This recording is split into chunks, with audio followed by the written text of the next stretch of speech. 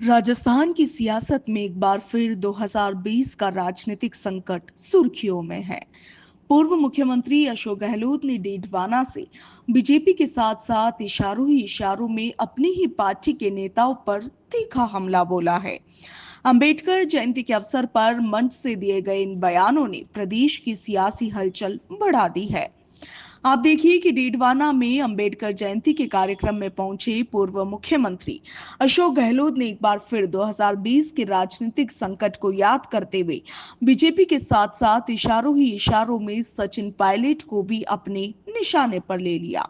जयपुर से तकरीबन 160 किलोमीटर दूर दिए गए गहलोत के बयान अब सीधे दिल्ली तक अपना सियासी संदेश दे रहे हैं। मंच पर अपने संबोधन के दौरान गहलोत ने कहा कि जब उनकी सरकार संकट में थी तब विधायकों को भड़काकर हरियाणा के मानेसर ले जाया गया। उन्होंने इस पूरे घटनाक्रम को, इस पूरे किस्से को केंद्र की सियासत से जोड़ते हुए नरेंद्र मोदी और अमित शाह पर भी अप्रत्यक्ष निशाना साधा। अशोक गहलोत ने अपने संबोधन में प्रदेश की राजनीति के चर्चित मानेसर प्रकरण का जिक्र करते हुए कहा कि यह केवल एक राजनीतिक उठापटक नहीं थी, बल्कि लोकतंत्र को अस्थिर करने और चुनी हुई सरकार को गिराने का कुत्सित प्रयास था।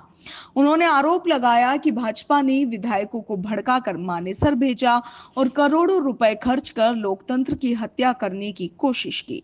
गहलोत ने आगे कहा कि मानेसर की घटना प्रधानमंत्री नरेंद्र मोदी और अमित शाह द्वारा रचित एक ऐसा संकट था जिसका उद्देश्य राजस्थान की कांग्रेस सरकार को गिराना था।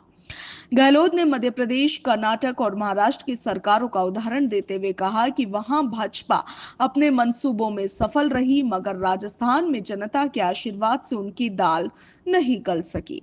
अशोक गहलोत ने आगे कहा कि वह अमित शाह और मोदी जी का संकट था। हम लोगों ने उसको 34 दिन तक भुगता।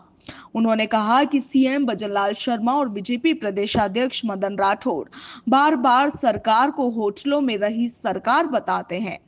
ये तो तुम्हारे कुकर्मों के कारण होटलों की सरकार थी। अशोक गहलोत यही नहीं रुके, उन्होंने बीजेपी की लीडरशिप पर सरकार गिराने के लिए पैसे खर्च करने का भी आरोप लगाया।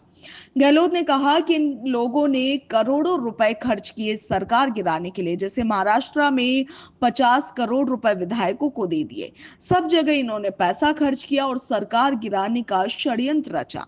गहलोत ने लोगों से कहा कि यह तो आप लोगों का आशीर्वाद था कि मध्य प्रदेश में सरकार गिर गई, कर्नाटका और महाराष्ट्र में सरकार गिर गई, मगर हिंदुस्तान में एकमात्र राज्य राजस्थान था जहां पर सरकार बची रही।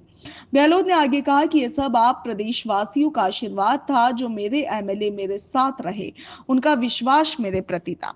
इस दौरान पूर्व सीएम अशोक गहलोत ने चेतन डूडी की राजनीति की भी तारीफ की। उन्होंने कहा कि चेतन डूडी उन लोगों में आते हैं जो 2-4 लोग थे जिन्होंने बहुत होशियारी से राजनीति की और मेरी सरकार बचा दी।